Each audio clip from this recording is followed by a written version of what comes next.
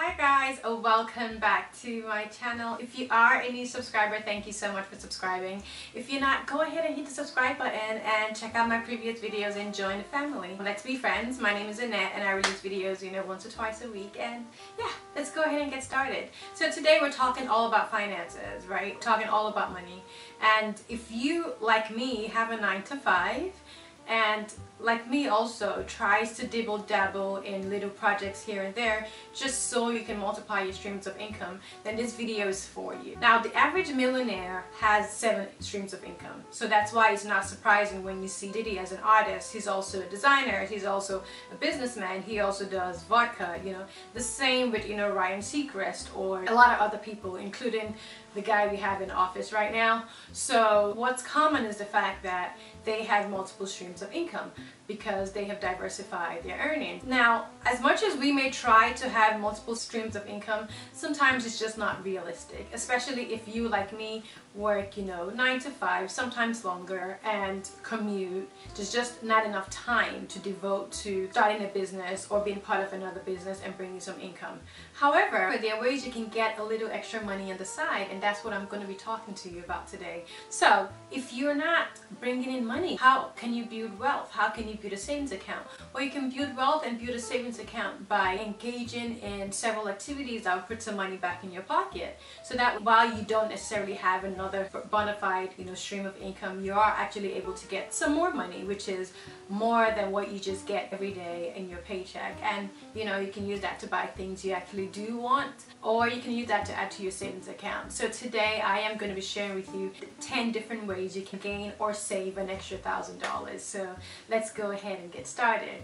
The first thing I'll talk about today is employee referrals. If you work for an organization that has a culture of fostering you to bring other people in, cash in on that. Especially law firms, for example. Law firms have a program where if you refer an employee and a person does actually get the job and starts working, you get anywhere from $1,000 to $3,000. So now obviously the person has to get the job, go through the probation period, and obviously you still have to be employed there. But that's an easy way you can gain an extra $1,000, because there are always people looking for a new job, and there are always people you may know who actually want that job and who are actually qualified. And also the fact that you're within the organization and you are recommending them will help give them a better chance than had you not recommended them for a position. So everybody wins, and then you get an extra $1,000 in your bank account. So think about that. Employee referral programs, be sure to cash in on that to the extent that they are available. Second way you can save some money that I use all the time is Uber Pool. I use Uber all the time. I use Lyft as well, and there's so many programs. There's Get, Fiverr, I don't know. There's so many programs, but I use Uber. And even sometimes when I know I'm going in a direction where I'm unlikely to have a passenger in the car with me to share my ride, I still choose Uber Pool. If I choose regular Uber, it may be like $45, but if I choose Uber Pool, it may be as low as $25.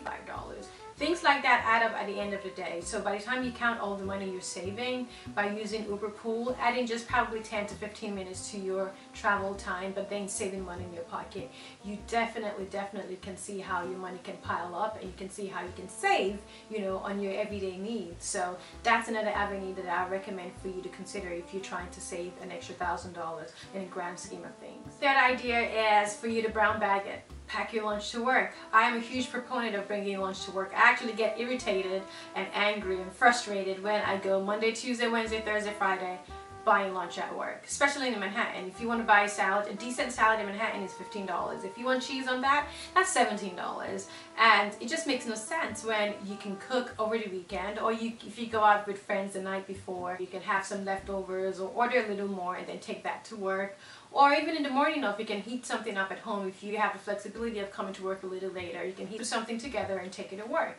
Now, it may not be as tasty as, the cuisine downstairs. It may not be as appealing as that salad that you feel as though is just freshly chopped. But by the time you calculate how much money you're saving over time, for example, if the average price of lunch in New York is $15 and you go to work Monday through Friday and you buy lunch, that's $15, including your coffee. $5, that's over $25. So that's over $100 a week. So multiply that by 4 because there are 4 weeks in a month. See how much at the end of the month you're saving, almost $1,000.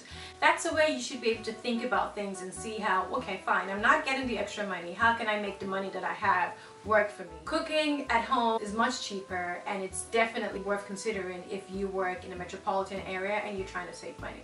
So that's something I do all the time, and I swear by it. Plus, it's nice to bring your lunch to work because it tastes better. You know what's in there. You're not going to be surprised. You know what's in there. And then when you go home, you can have dinner with your loved ones or have dinner on the weekend. Make dining out more special. So consider that. Definitely brown bag it. It's the way to go. In the same way, BYOB. When I just moved to Jersey, I used to get frustrated because I'll go to a restaurant and be like, oh no, it's BYOB. Crap, that means I have to bring my own booze. I have to go to the grocery store or wine store and buy a bottle of wine. Oh, it's so stressful. Then I realized, wait, if I get a glass of wine here, it's probably $12 to $14. But if I bought a bottle, it's probably not more than $16 to $20. And I can get so much more bang for my buck. Matter of fact, I can get a big old thing of wine, a border box, folded thing of wine, where I can take my wine with me and take the rest back home. And I'm saving money. I'm saving on an average $70 every time we go out to dinner, because by the time I have a glass of wine, Ray has a glass of wine, or we both have 2 glasses of wine, and each glass of wine costs $15 and not plus tax, that's $70. Multiply that by how many times we go out, in a week. Let's say average twice a week. So that's $150. Multiply that by 4 weeks a month. See how easily you can save up to $1,000 just by engaging in BYOB. Now, of course, there's the set-off of you actually paying for your wine, meaning you're actually going to the store to buy it. But if you also are part of a wine membership or a membership store where you can buy wine for a decent price, then absolutely tap in on that. That way you can also save. So BYOB is your friend. Now I actually go out of my way to look for restaurants that are BYOB, and when we're going out, I just buy my own bottle of rosé and I get there, and all I have to do is pay for the food and the water, and I'm saving. So definitely consider that. Another way you can save money is cashback sites. There's so many cashback sites. I exclusively use Retail Me Not and Coupon Cabin. Basically how it works is, if you want to, let's say, buy a shirt from Ralph Lauren, instead of going directly to Ralph Lauren, you go to the cashback site, type in the name of the vendor you're trying to get things from, and then it will be activated, like a certain percentage cashback, $10 cashback or 10% cashback will be activated, and then it'll give you a link that will take you directly to the store, and then you buy something from there, whatever it is you want to buy, and then you get that percentage back in your account through PayPal or through a check. I use PayPal all the time, and I get cashbacks at least every other week, one way or the other, either from Retail Me Not or from Coupon Cabin.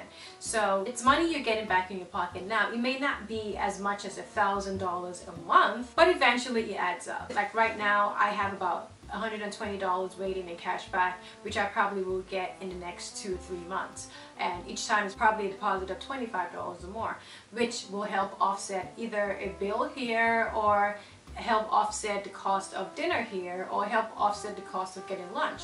That way you're recycling money and things are coming in, and you're not feeling as though, oh, you have to actually tap into your savings or tap into your regular 9-to-5 earnings. You actually have an alternative stream of income from which came the extra cash. And the crazy thing is, you were going to buy that item anyway, so why not get some cash back at the end? And sometimes you can get both a discount and a cash back. So you can get 10% off upfront if you have a coupon code, and get cash back in the back end through the cashback company. So why not? So consider them. I know Ebates is another site. I don't use Ebates because I personally feel like they have too many pop-ups, and I don't like that.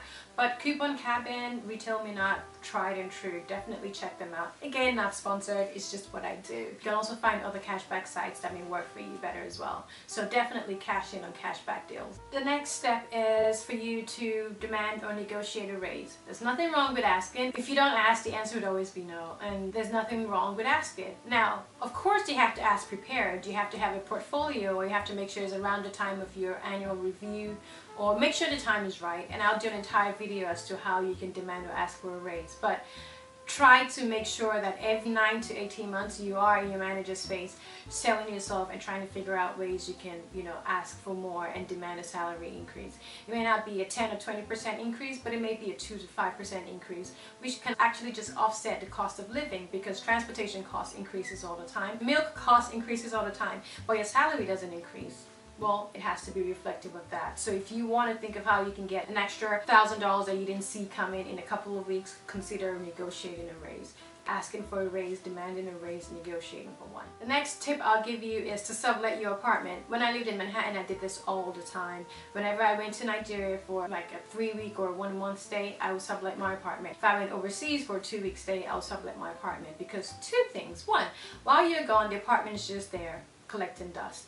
And two, you are in a city where people always try to come to visit your family, their friends, or for whatever reason, and they're looking for cheap accommodation. They're not going to be in your apartment all day. They're going to be out in the morning doing whatever tourists do in New York, and then they'll come back and just go to sleep.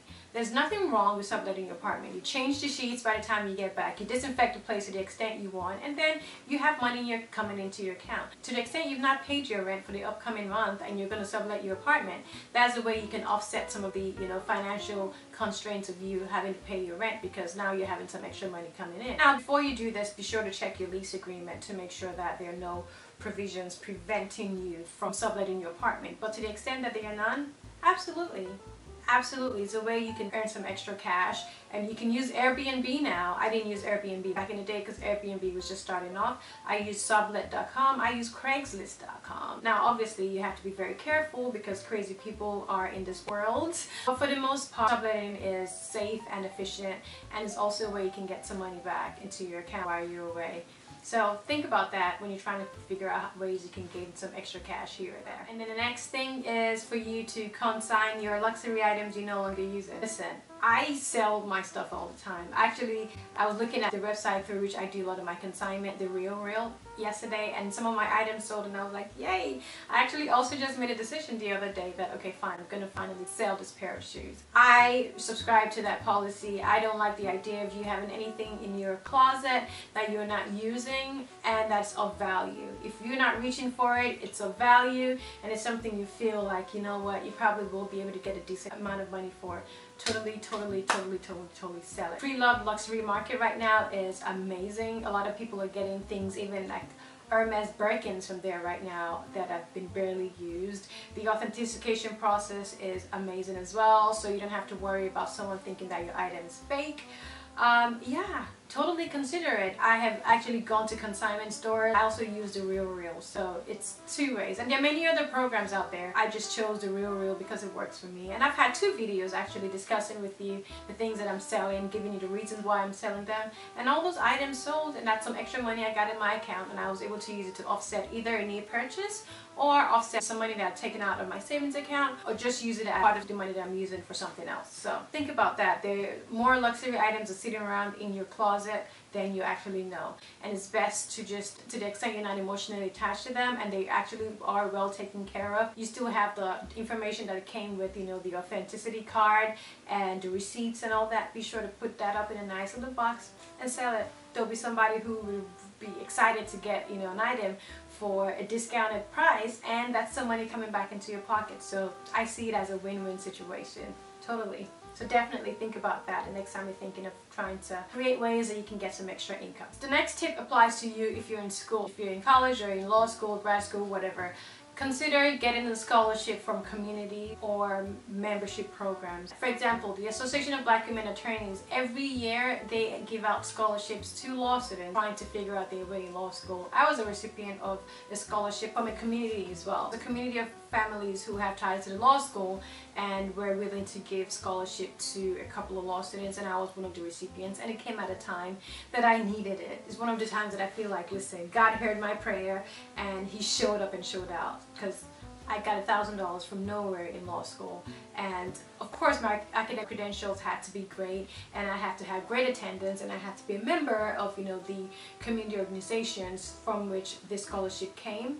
But still, it's something that you never see coming. So while you're in school, if you're trying to figure out ways to save money or get some extra income, be sure to be a member of community-oriented programs that also have scholarships, because you never know where your next help will come from. The final tip that I'll give you today is when you're filing your taxes, know your deductions. Now, I've talked about this in a different video. If I haven't, I will talk about this exclusively in another video. I'm not a tax attorney, but I did take taxation law, and I also do know a thing or two about deductions. For example, if you move, you know, for a new job, you moved over 40 miles, you can assess some of your moving expenses as part of your deduction in your next taxes. If you give to charity, you can have that as part of your deductions as well. If you own a business, you run a business and you spend some time at home working, a small portion of the amount you've spent in your rent every month or your cell phone bill doing these tasks for your small business can be written off as well. Those are deductions from which you can gain an extra couple of $100 in your tax return. So be sure to make sure it applies to you. Research the information you need. If you are in a profession where you need to get uniforms and you need to dry clean, some of those costs can be offset as well. So be sure to figure out with your tax lawyer or do some research and figure out how you can get the maximum back in your taxes by claiming these deductions, because these deductions are part of your everyday life and the things that you did in the past year, and they should be taken into consideration. That's how a lot of wealthy people stay wealthy. They stay wealthy by not only seeking the counsel of lawyers and accountants, but knowing things they can write off and things they can get money back from. Now, I'll also provide you with 2 bonus tips before we round up this video with regard to how you can save some money and, you know, get an extra couple of $100 or $1,000 back in your bank account. And the first is student loans. We all pay student loans. If you pay student loans and you're very good with your money, then I recommend that you sign up for auto bill payment, because if you sign up for automatic bill payment, they take your student loan amount every month at a certain day. You can save up to 2% on your student loans. Now, 2% may not seem like a lot, but if you have a $200,000 student loan or $300,000 student loan or $350,000 student loan, then you definitely need to find ways, you know, any way that you can save money. And 2% is a nice deal. 2% is, you know, a significant amount of money on a $100,000, you know, student loan. So that's an avenue. Now, sometimes automatic bill payments may not work for some people, and I get that. I'm personally not a fan of them because I'm always on point with my bills and I know when things come out. I do them for some bills because there's a way that I can get some money back, for example, my student loan. So I definitely recommend them. It lowers your interest rate by 2%, which is great because 2% off student loan that actually has an 8% interest rate, you know, that reduces your interest rate to 6%, is a significant reduction on a $100,000 student loan. So think about that. And then the next tip I'll tell you is to avoid unnecessary brunch celebrations and stuff like that just for the gram. We are all in this period in life where everything has to be Instagrammable, and I'm with you. I am guilty as charged. But also, sometimes a nice dinner at home with family is all you need. A nice glass of wine and movie with your loved one is all you need. Don't get sucked into this whole idea that you have to show up for every event. You have to do this, you have to do that so you can take pictures. No, because you find yourself paying for tickets, you find yourself paying for drinks, paying for this and paying for that, and that's money just wasted, you know, on things you don't need. So think about that the next time you're thinking of how you can cut down on your expenses and just, you know, have a schedule that works for you and getting some more money back in the process. So I hate to make this video a super lengthy one, but it's super duper important. Be sure to subscribe to my channel if you're not subscribed to my channel yet. Thank you so much for watching. I hope I was able to help inspire you, you know, and provide you ways that you can save some money and also gain some extra cash on the side. If you have any questions, be sure to let me know, and also be sure to give this video a nice huge resounding thumbs up. Thank you so much for watching, and I'll catch you guys in my next video. Thanks for watching, guys. Bye.